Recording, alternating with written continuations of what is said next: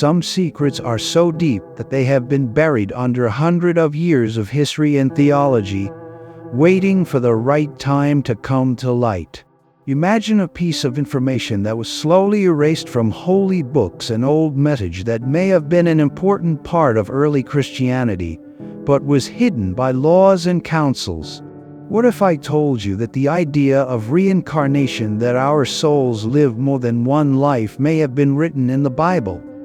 We will walk through the shadows of history, read old books again, and look into the choices that shaped Christian thought today.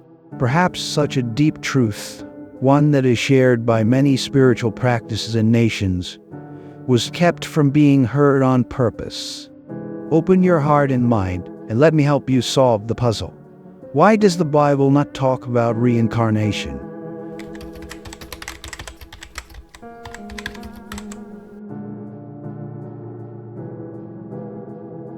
Before we can understand how the idea of reincarnation might have been linked to early Christianity, we need to go back in time and visit cultures that existed long before Christ.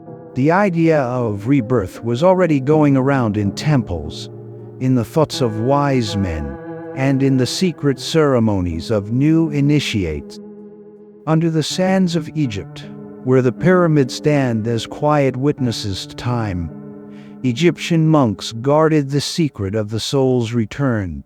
For them, death was a change, a way to move on to the next part of life. The Book of the Dead, which is made up of holy Egyptian texts, talks about how the soul moves and is judged.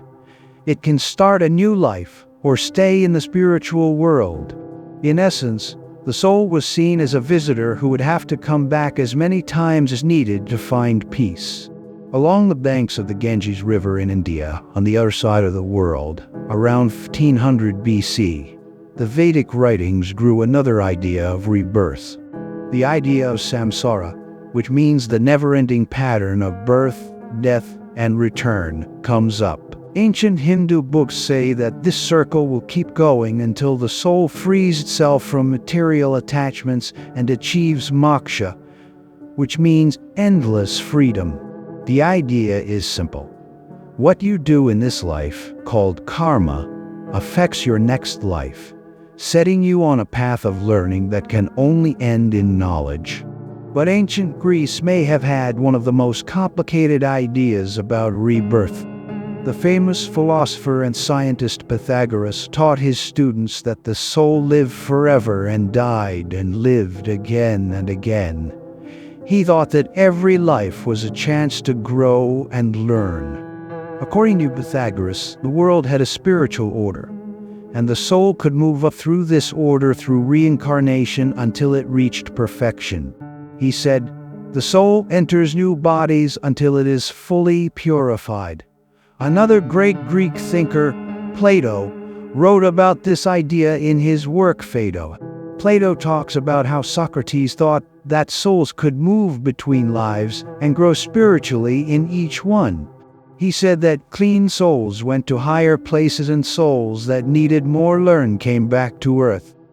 In all of these religions, reincarnation was seen as both a spiritual fact and an important way for the soul to get better. People thought that every life was a chance to learn and grow morally and spiritually. Every life was a new page in the cosmic book of how people change over time.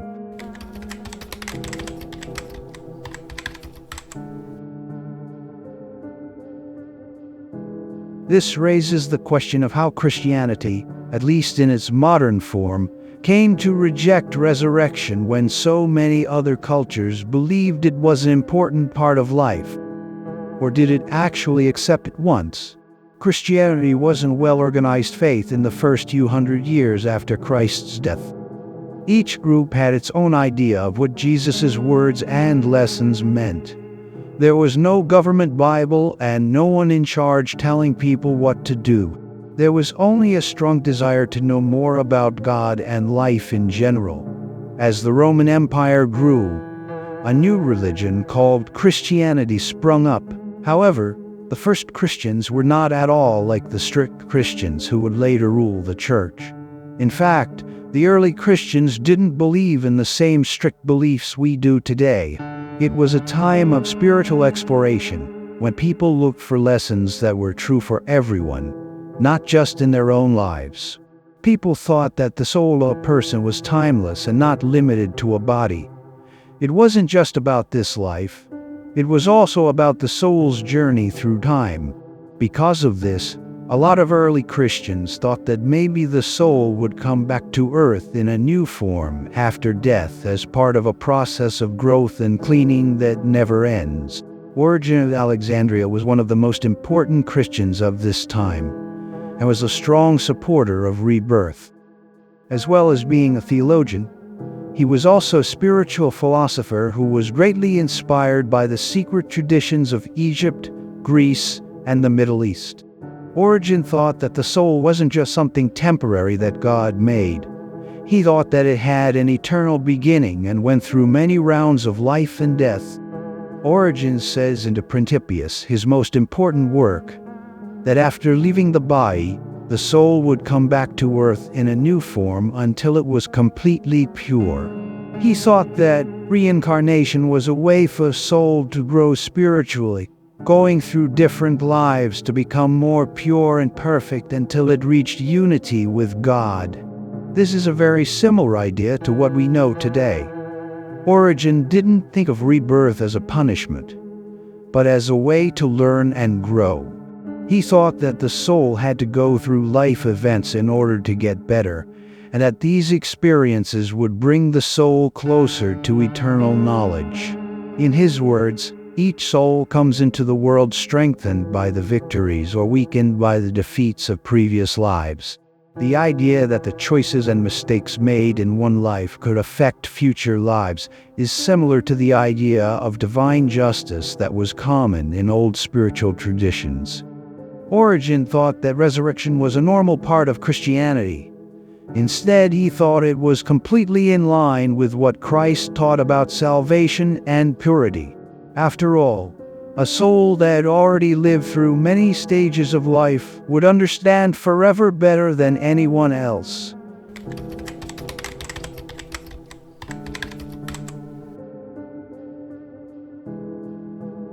In the first few hundred years, Christianity changed by combining different spiritual and intellectual ideas that were based on old customs. In early Christian works, reincarnation was talked about, though not everyone agreed with it. However, in the 6th century, the Council of Constantinople was a very important event. This important meeting, which had the power to change Christianity, decided what would happen to this teaching, which was a turning point. The choice to take rebirth out of government teachings wasn't just religious, it was also political. Emperor Justinian and his wife, Empress Theodora, worked to get rid of the idea of multiple lives. They also wanted to get rid of the thought that people could grow spiritually beyond one lifetime. Emperor Justinian did not like it when people disagreed with him. He thought it was important for the faith and for keeping order in his kingdom to unite all Christians under a single set of beliefs. Reincarnation, which means having more than one life and being spiritually independent, was a threat to the Church's power, which wanted to decide the soul's fate and save it.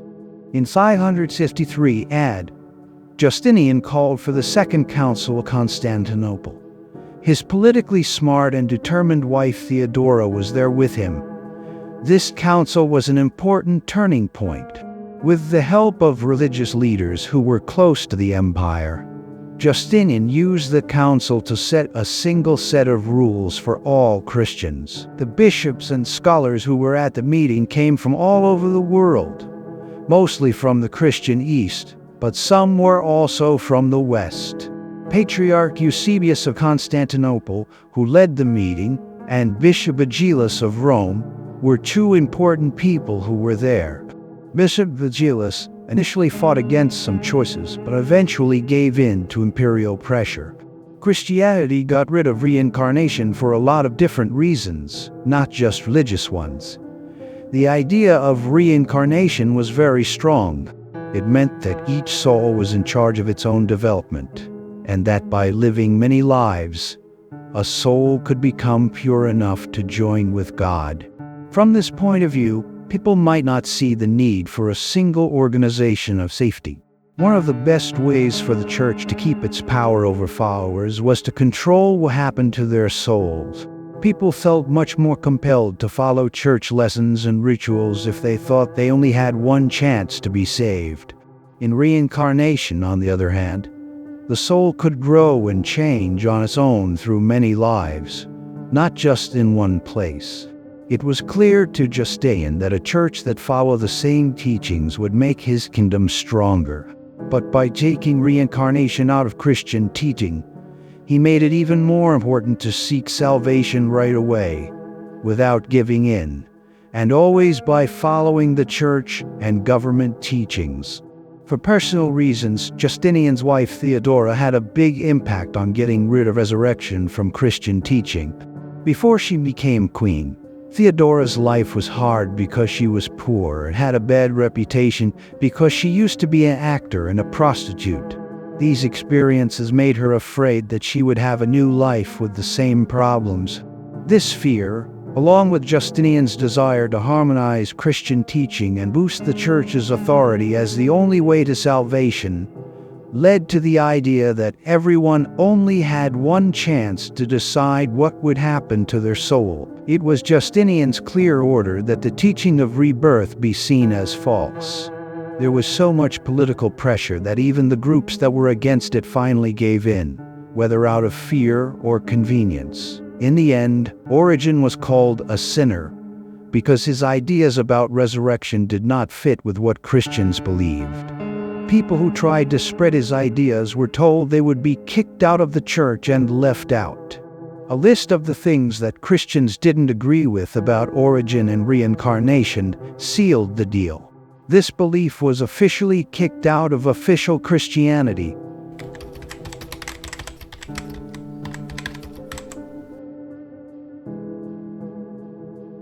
For many, the Bible is God's word that doesn't change. But could its pages hold signs of a truth that has been hidden for hundreds of years? What if the idea of rebirth was an important part of early Christianity that was later thrown out by church leaders? There are texts that talk about the chance of the soul coming back, but they have been changed or thrown out to fit with official doctrine. One of the most popular cases used to support the idea of reincarnation in the Bible is found in Matthew 17:10-13. After Jesus was changed, his friends asked him about the promise that Elijah would come before the Messiah. Jesus told them that Elijah had already come, referring to John the Baptist. According to this strange answer from Jesus, John the Baptist was actually Elijah reborn, and he came to prepare the way for Christ in line with an old prophecy. For early Christians, this answer probably made sense, since rebirth was a part of their spiritual view at the time. Jesus doesn't think twice about saying that the prophetic spirit of Elijah has come back in the form of John, as if his following already knew this to be true. Another interesting text is John 9:1-2, where Jesus' students see a man who was born blind and ask, "Rabbi, who sinned, this man or his parents, that he was born blind?" This question suggests that they think the man may have done something wrong in a past life. This question wouldn't make sense if the idea of rebirth wasn't at all connected to Jewish and Christian beliefs. The disciples seem to know that the soul may have a past of deeds that go beyond this life. This could help them understand why the man was sick when he was born. Jesus doesn't disagree with this idea. Instead, he adds to it, saying that the man's blindness isn't because of sins he has done in the past, but because it's a chance for God's works to be shown. This conversation suggests that both people agree that the soul can hold memories from the past. Jesus tells Nicodemus in John 3:7, "Truly, I tell you, unless a person is born again, he cannot see the kingdom of God." Nicodemus is confused and asks, "How can an old man be born again?" Jesus replies that a person can be born again spiritually, which means they can have a second life. Some experts say that this rebirth could be a metaphor for spiritual renewal, or it could be a hidden reference to a circle of lives that teach and cleanse us. Nicodemus, who was a religious leader, knew that Jesus wasn't just talking about a physical rebirth when he spoke of a deep secret. The literal reading doesn't fit with the meaning of Jesus' message, which makes it clear that a new birth is important for spiritual growth, a thought that fits well with the idea of being born again after dying. Reincarnation is a belief that has been pushed down in some Western religions, but it is becoming more popular again in modern theology as people look for meaning. Person, all on a curse. In a world that is moving faster and faster, where the need to succeed right away often gets in the way of personal growth, the idea of multiple lives seems like a way to keep learning and growing as a soul. Modern faith sees rebirth as more than just a theory about what happens after death. It sees it as a way to understand what it means to be human. It means that every life is a new chance to learn and grow, and that each chance gets us closer to our true selves.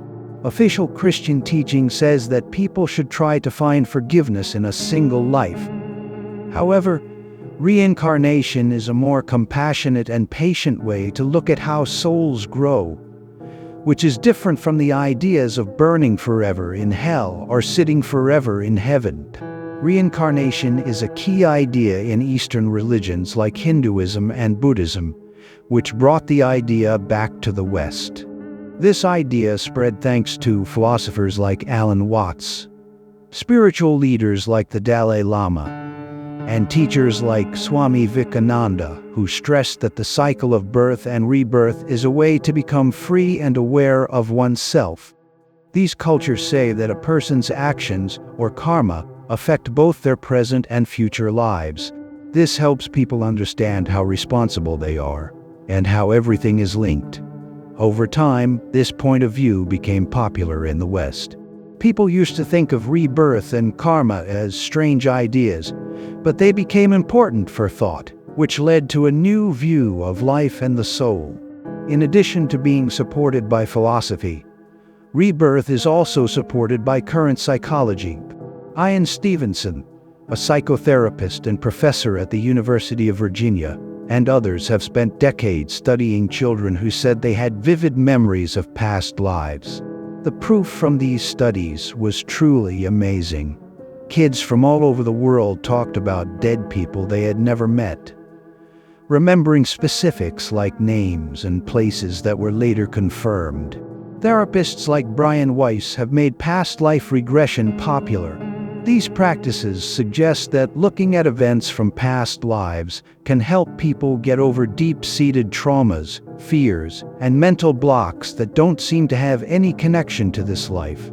Instead of just seeing resurrection as an academic idea, transpersonal psychology looks into the idea that we may remember things from past lives that affect our current minds, whether we are aware of them or not. Reincarnation is still one of the biggest mysteries in the world, one that makes us think, excites us, and at the same time tests our core beliefs. Some people see the idea of multiple lives as a key to spiritual growth and learning, because it suggests that the soul is always looking for its own truth, like a traveler who never stops traveling. For some, it's a concept that goes against what they think it means to be human, and exists something that is so different from what the Christian faith left us with. No matter what your opinion is, reincarnation is not something that should be simply accepted or denied. It encourages everyone to look inside themselves to see what speaks to them, and to find answers that light the way and bring peace to their hearts. It doesn't matter if our essence is part of an endless circle of rebirths or a single breath on the earth. What counts is how we live in the here and now. The most important thing is that we live with purpose, kindness, duty, and a heart full of love. Thanks for seeing it.